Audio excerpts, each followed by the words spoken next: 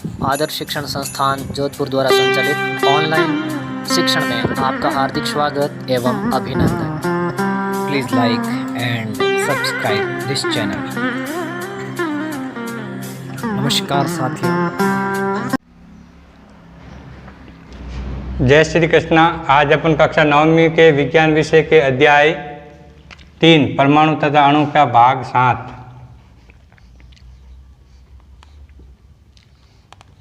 भाग नंबर 7 लेके आए हैं अपन।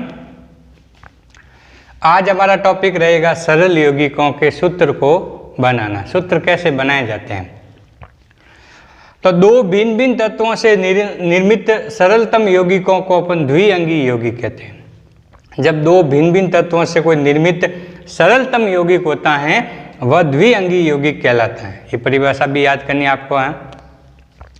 फिर सरलतम यौगिकों को लिखते समय आपको कौन कौन सी शर्तें याद रखनी है, ये सबसे ज़्यादा महत्वपूर्ण है।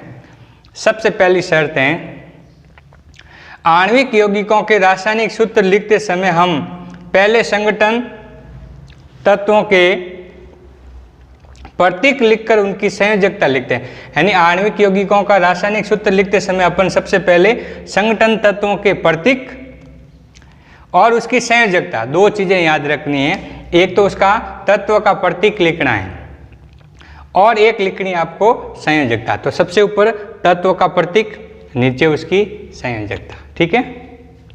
दूसरा है, तत्पश्चात संयोजित परमाणु की संयोजकता को आपस में क्रॉस करके अणुसूत्र लिखते हैं। उसके बाद जो संयोजित परमाणु होते हैं, यानी आपस में जो जुड़ने वाले परमाणु होते हैं, उसकी संयोजकता को क्रॉस में बताना है। यानी संयोजकता लिखी तो जाएगी नीचे, पर वो गिनी जाएगी उसके क्रॉस में।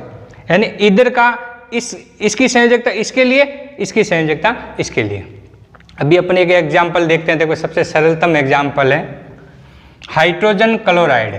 देखो सबसे पहले आपको आवर्त सारणी के परमाणु क्रमांक 1 से लेकर 20 तक तत्व, उसका परमाणु क्रमांक और इलेक्ट्रॉनिक विन्यास, ये चीज़ें जब याद करोगे तो आप आराम से कोई भी सूत्र का प्रतीक चिन्ह आपको याद रहेगा, तो आप कोई भी तत्व का अणुसूत्र लिख सकते हैं। तो इसके लिए आपको परमाणु क्रमांक 1 से लेकर 20 तक आपको तत्व याद करने हैं, उसका इलेक्ट्रॉनिक विन्यास याद करना है।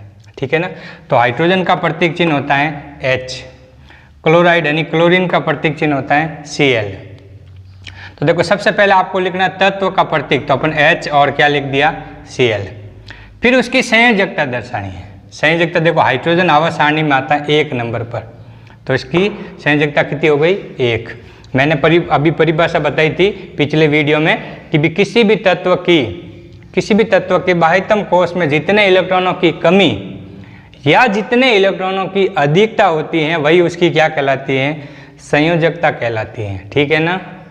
तो अब देखो H के पास में 1 इलेक्ट्रॉन ज़्यादा है, Cl के पास में 1 इलेक्ट्रॉन कम है। क्यों? देखो आवर्त सारणी में ये 17 नंबर पे आता है, क्लोरीन कितने नंबर पे आता है 17 पर। तो इसका इलेक्ट्रॉनिक विन्यास होगा देखो 2 8 7। देखो आपको पता है अष्टक पूरा करने के लिए 8 इलेक्ट्रॉन चाहिए और क्लोरीन के बाहरी कोश में कितने हैं 7 है, मतलब 1 की क्या है यहाँ पर कमी है। तो 1 की कमी उसकी क्या कहलाएगी, संयोजकता कहलाएगी। तो क्लोरीन की संयोजकता कितनी हो गई 1 हो गई। ध्यान रखना, कुछ बातें जो बता रहा हूँ महत्वपूर्ण बातें हैं। अब देखो संयोजकता हाइड्रोजन की लिख दी अपने, इसके जस्ट नीचे ही लिखनी है संयोजकता जिसकी है। H की होती है 1, क्लोरीन की भी होती है 1। अब ये करना है, आप उसको क्रॉस कर दो, इस 1 को इसके लिए, इस 1 को इसके लिए। तो आपको चिन्ह भी इस प्रकार से ही बनाना है। ध्यान रखना चिन्ह ऊपर नीचे नहीं हो, ऐसे ही बनाए। ठीक है ना। अब क्रॉस में गिनना है, यानी कहने का मतलब क्या है, क्लोरीन 1 बार आएगा, हाइड्रोजन भी 1 बार आएगा। तो सबसे पहले H आएगा, तो H और Cl, तो क्या बन गया सूत्र HCl। तो हाइड्रोजन क्लोराइड का सूत्र क्या बन गया HCl। ऐसे कैसे, देखो एक एग्जांपल और देखते हैं अपन। हाइड्रोजन सल्फाइड का सूत्र है। हाइड्रोजन सल्फाइड का मतलब देखो एक तो सल्फर है और एक है हाइड्रोजन, तो तत्व का प्रतीक लिखते हैं, फिर उसकी संयोजकता लिखते हैं। तो देखो हाइड्रोजन का प्रतीक चिन्ह क्या हो गया H, सल्फर का प्रतीक चिन्ह क्या हो गया S। अब इसकी संयोजकता देखो, अभी अपन ने बताया था हाइड्रोजन की 1 होती है, तो अपने लिख दी 1। फिर आप देखना सल्फर की आवर्त सारणी में देखना हाजिर परमाणु क्रमांक 1 से 20 में सल्फर भी नाम आता है। तो इसकी संयोजकता होती है, बाहरी कोश में देखना 2 इलेक्ट्रॉन है, यानी 2 की इसमें कमी है, ठीक है ना। तो इसकी संयोजकता कितनी हो गई, कितनी हो गई, 16 नंबर पे आता है। देखो 2 8 2 8 10 हो गए, पीछे कितने रहे 6, मतलब 2 की कमी है, तो संयोजकता कितनी हो गई, 2 हो गई, ठीक है ना। तो अब देखो H की संयोजकता 1 हो गई, सल्फर की हो गई 2। अब इसको आपस में क्या कर दो, क्रॉस कर दो, है नहीं। यहाँ H आएगा कितनी बार, 2 बार, यहाँ सल्फर आएगा कितनी बार, 1 बार। अब देखो H को पहले लिख लो, H कितनी बार लिखना है, 2 बार, तो H2S। तो हाइड्रोजन सल्फाइड का सूत्र क्या हो गया, H2S। इसी प्रकार से देखो एक है कार्बन टेट्रा क्लोराइड। तो देखो टेट्रा शब्द है ना, ये साइंस की एक गिनती है। मोनो का मतलब होता है 1, डाई का मतलब 2, ट्राई का मतलब 3, टेट्रा का मतलब 4, ठीक है ना। पेंटा मतलब 5, हेक्सा मतलब 6। तो देखो टेट्रा शब्द आया, इसका मतलब है 4 से, एक चीज याद रख लेना। अब है देखो तत्व का प्रतीक और उसकी संयोजकता। तत्व का प्रतीक देखो, कार्बन का प्रतीक होता है C, क्लोराइड का यानी क्लोरीन का प्रतीक होता है Cl। अभी अपन ने देखा था यहाँ पर कि आवर्त सारणी में 17 पे आता, तो इसकी संयोजकता कितनी हो गई, 1। क्लोरीन की होती है 4, क्योंकि ये 6 नंबर पे आता है, तो इलेक्ट्रॉनिक विन्यास कितना होता है, 2 और 4, तो संयोजकता कितनी हो गई, 4। अब देखो कार्बन की 4 हो गई और क्लोरीन की कितनी हो गई, 1। अब आपस में इसको क्या कर दो, क्रॉस कर दो इस प्रकार से। अब देखो क्लोरीन कितनी बार आएगा, 4 बार, और कार्बन कितनी बार आएगा, 1 बार। तो अब देखो कार्बन को पहले लिखो, तो CCl4। तो ये सूत्र किसका बन गया, कार्बन टेट्रा क्लोराइड, CCl4। इसी प्रकार से देखो अभी अपन देखो उदाहरण नंबर, इसका देखो पॉइंट नंबर 3 पढ़ते हैं। आयनों से निर्मित होने वाले यौगिकों के अणुसूत्र लिखते समय धनायन और ऋणायन की उपस्थिति के अनुसार सरलतम रूप से व्यवस्थित अणुसूत्र प्राप्त किया जा सकता है, परंतु सूत्र में आयनों के आवेशों को साथ में नहीं दर्शाया जाता। देखो कुछ आयनों से निर्मित होने वाले हैं, जैसे देखो एक एग्जाम्पल है हमारे पास में मैग्नीशियम क्लोराइड। तो देखो मैग्नीशियम और क्लोराइड है, यानी Mg और Cl है, इसका प्रतीक चिन्ह लिख दिया। फिर इसकी संयोजकता लिखते हैं। तो देखो Mg के ऊपर हमेशा 2+ रहता है। देखो 2+ क्यों रहता है, तो देखो इसको समझते हैं। मैग्नीशियम आता है आवर्त सारणी में 12 नंबर पर। मैग्नीशियम आवर्त सारणी में कितने पे आता है, 12 पर। तो इलेक्ट्रॉनिक विन्यास हो गए देखो 2 8 2, यानी इसको अष्टक पूरा करने के लिए कितने इलेक्ट्रॉन त्यागने पड़ेंगे, 2 इलेक्ट्रॉन। इसीलिए देखो इसके ऊपर क्या लिखा है, 2+। 2+ मतलब 2 इसमें क्या है, ज्यादा है। तो मैग्नीशियम की संयोजकता यहाँ पर कितनी हो गई, 2 हो गई, ठीक है ना। तो अब मैग्नीशियम को 2+ लिखा।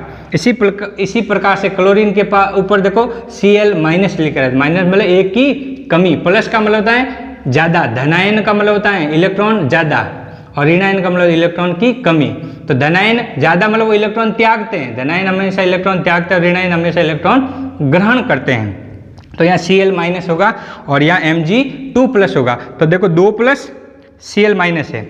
अब आपस में इसको क्या कर दो, आप क्रॉस कर दो। कहने का मतलब क्या हुआ, मैग्नीशियम तो आएगा 1 बार और क्लोरीन कितनी बार आएगा, 2 बार। तो अपन का देखो सूत्र बन गया MgCl2। समझ में आया, MgCl2, ठीक।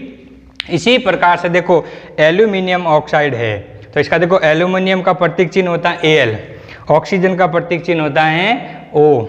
अब इसकी संयोजकता देखो, एल्यूमिनियम आवर्त सारणी पे आता है 13 नंबर पर, तो 2 8 3 मतलब 3+, 3 ज्यादा है, ठीक है ना। तो 3+, ऑक्सीजन 8 पे आता है, तो 2 6 मतलब 2 की क्या है, कमी, तो 2-। तो देखो 3 संयोजकता इसकी, 2 संयोजकता इसकी, आपस में इसको क्या कर दो, क्रॉस कर दो। मतलब क्या हुआ, ऑक्सीजन आएगा 3 बार और एल्यूमिनियम आएगा 2 बार। सूत्र क्या बना, Al2O3। समझ में आया।